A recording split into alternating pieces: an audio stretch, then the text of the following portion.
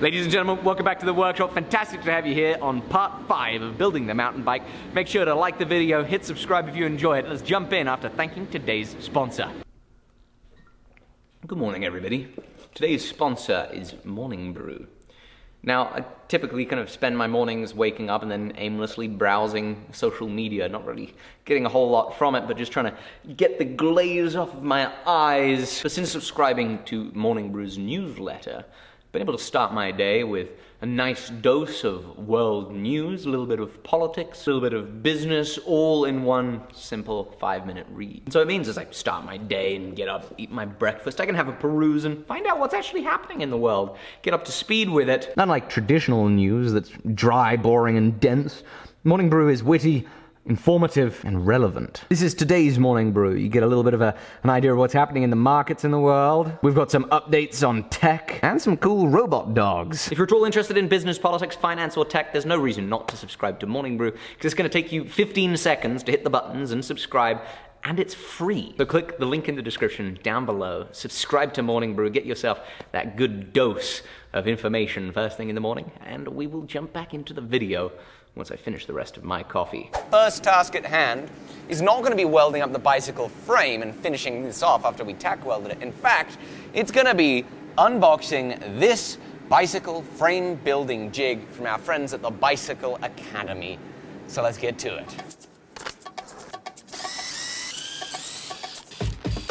Wowza! This is such a nice little book.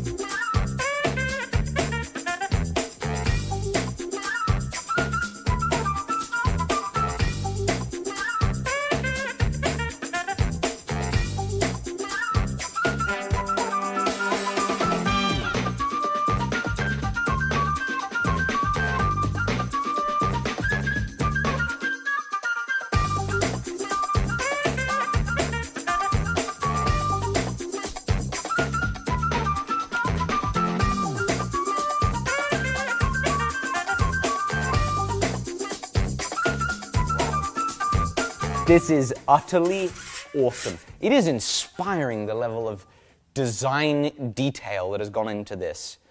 We've assembled this whole jig. We've got it dialed to the measurements we need. This is crazy. The level of thought that went into designing this, so you could set it up like this. So you can use this laser to calibrate and adjust things. So you're not relying on accuracy of these beams, but rather the accuracy of your laser projected upon the surfaces and then adjusted in. That's pretty cool. Let's get this frame in place.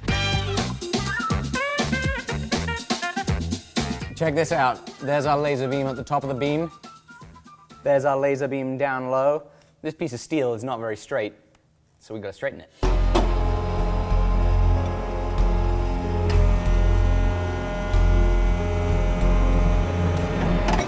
Are you kidding me?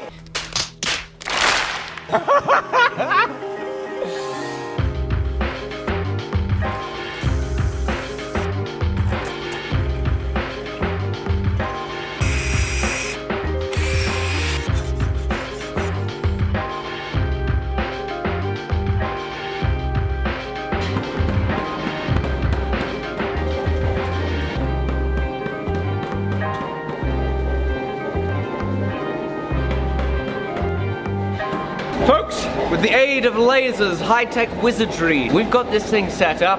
We're now going to put our frame into it, see how close we were.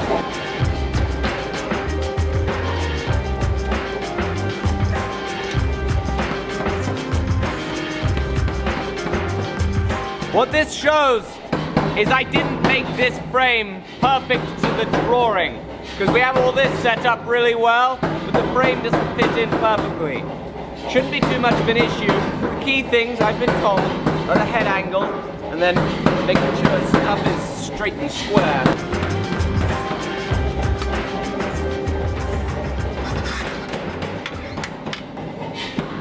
It's welding time!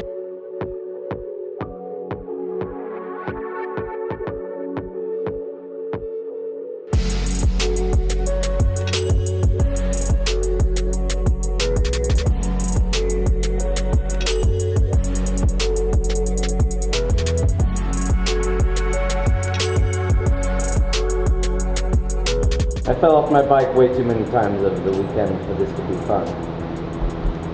My knees and everything. I cycled into a tree. Into a tree. It's really quite embarrassing. Are you kidding me?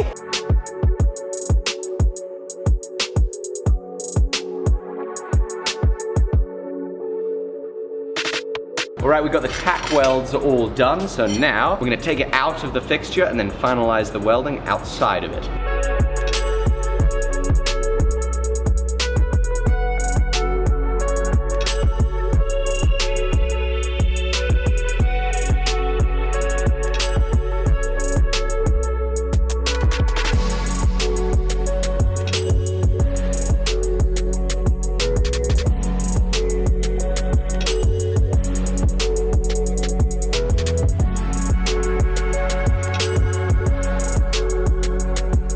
Alrighty, we've got to weld it together. We have the front triangle welded.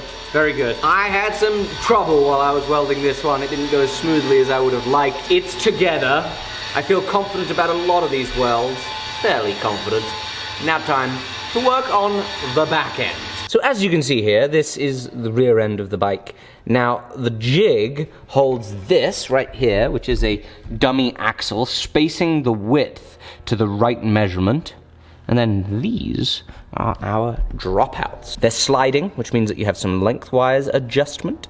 And it is a 12 by 1.5 millimeter through axle that will go through here and hold the wheel in place, hopefully. And so now the next step is for us to cut some tubing so that we can get our seat stays and chain stays ready to weld on. So what I've done here on the welding table is I've drawn up our bottom bracket, a tire, and a crank, because one of the issues with building a mountain bike and the rear end of the mountain bike is clearance for the tire, for the crank, for all of that stuff, and I'm completely clueless as to how to set this up properly. The way my brain works, it needs practical examples, practical demonstration to be able to properly compute things. I'm not smart enough to just kind of use my insides of my brain. I need to use my eyes and my brain. Fortunately, Stan's No Tubes has provided us with wheels for this build, which we're incredibly grateful for. So a big thank you is owed to Stan's. And have a look at that beauty. So this is one of their Arch Mark III wheels, Stan's No Tubes, pretty cool stuff. We're gonna put a tire on it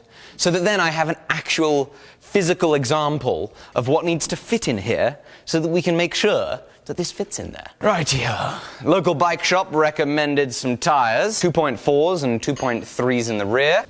There we go. That smells good. New tire smell. So we're of course going to be running these tires tubeless, so that's without an inner tube. So they just go on and fingers crossed, it'll all work out fine. Okay, it needs to spin this way. Let's get a little bit of sealant in there. We'll work with the tire lever. She's on. The old hula dance. Get some sealant spread it around. Oh, yes. There we go. Nice. Beautiful. Have a look at that bad boy. That's satisfying. This is pretty worrying. It is not looking like I'm going to be able to have clearance on this drive side. I can make clearance on the non-drive side. But remember, we need to get this big, huge sprocket. Oh, and it just looks like there's no gap. This is all the space we have. It's tiny. I don't think this is a particularly uncommon problem, because I've seen a lot of bikes with a modified chainstay up here to account for this.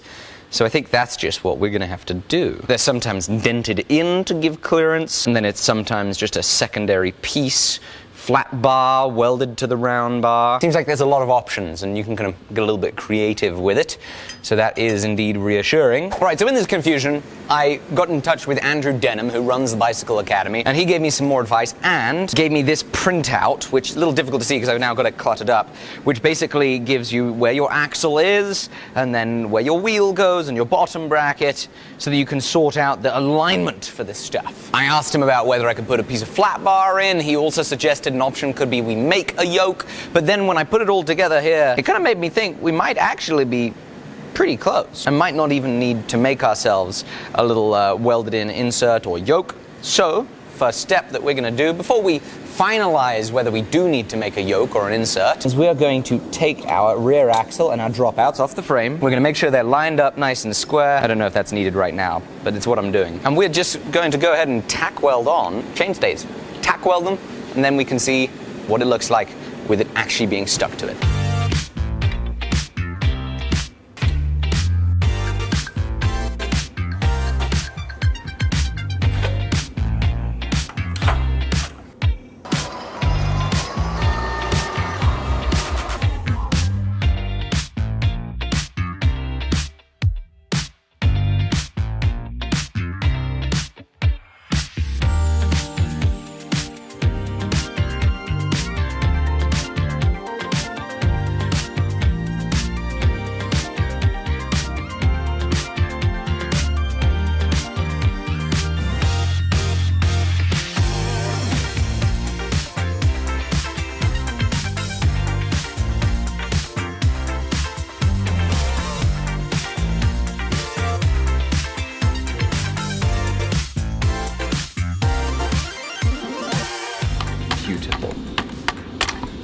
This makes me happy. And I love it, like you don't need to go crazy with it. Just find a way to make it work. You can make it work.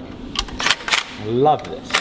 So yesterday evening, I came up with this diabolical plan to use MDF to hold our chainstays together once we tack welded them to our dropouts. Well, I ended up breaking that stuff all off. I re-welded it this morning because I didn't have stuff lined up and square and straight. You know the drill. I have no idea what I'm doing. But what I do love is just the simplicity in using scraps of wood to try and make things precise. It feels very good to find creative solutions to problems that you have no idea how to solve. I know I needed to hold these things together. I have no idea how I'm gonna do it. You know, you look around and try and find a solution for it, and I really like that. It's nice to work that creative muscle, and this is the joy about doing something like me making a bicycle. I have no idea how to make a bike, but I get to stretch that creative muscle and really push myself to use my brain a little more than I might usually. Find solutions to problems, and that just means I have an all-around good time.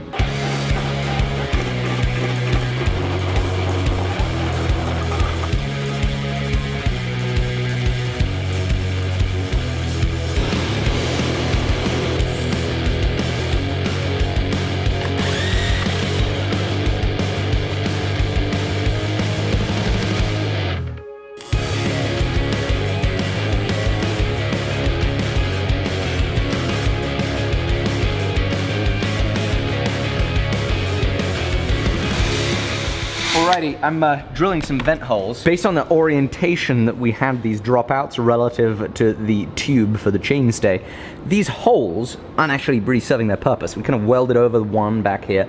That one kind of works. But you gotta have vent holes for some reason, probably to do with not creating explosions when you weld the other end.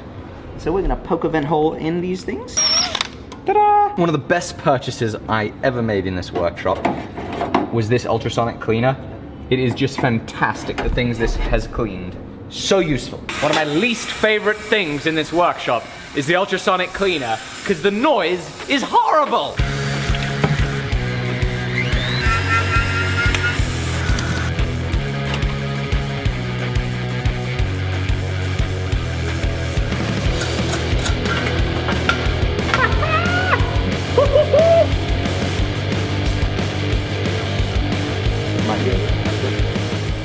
She spins! Ha ha! Look at that. You will see there is not a lot of tire clearance. I'm gonna double check, but I think that's gonna be okay because the way I made this, as instructed by Andrew Denham, was I have this dropout slid all the way forwards so that we have as short a chainstay as possible right now so that it can always extend to be longer if you want to do the single speed type of thing, or if I want to adjust how that rear end sits just a little. Now onto the crank. This is the scary one. I don't think I'm going to be able to thread this on properly because those threads will be warped. It's a left-hand thread. Oh look, it's threading on. Thread on this side of the bottom bracket. Put the crank into the bottom bracket. Oh, yes. Ha ha! It's a bicycle! Okay, so we're gonna be getting cracking on the seat stays in the next episode. So please make sure to like this video if you enjoyed it. Subscribe if you're enjoying this series as well. Got a couple notes as we finish this video. Of course, please go check out today's sponsor, which is Morning Brew. We're very grateful for their support. Hit that link in the description for them. We got a little something happening with the old anvil pretty soon, Friday the 26th. Stay tuned. And as it's the end of the day, it's time for me to take a bike ride and show you some of our new cycling kit. For those of you guys, it's probably more road cycling kit than mountain biking kit, but some of you guys wanted some of that cycling kit. We've been able to put it up for sale on the website. So I'm gonna go for a bike ride. See you all soon. Bye-bye. The mountain bike isn't done yet. That doesn't mean there's not plenty of awesome stuff to explore. I'm riding some lovely gravel roads here in Montana. I'm dropping in with a little note to say we're gonna have some of this awesome cycling kit available. We're gonna do a 1-week pre-order. Check out more info in the description down below. Hope some of you guys will enjoy this stuff as much as I do.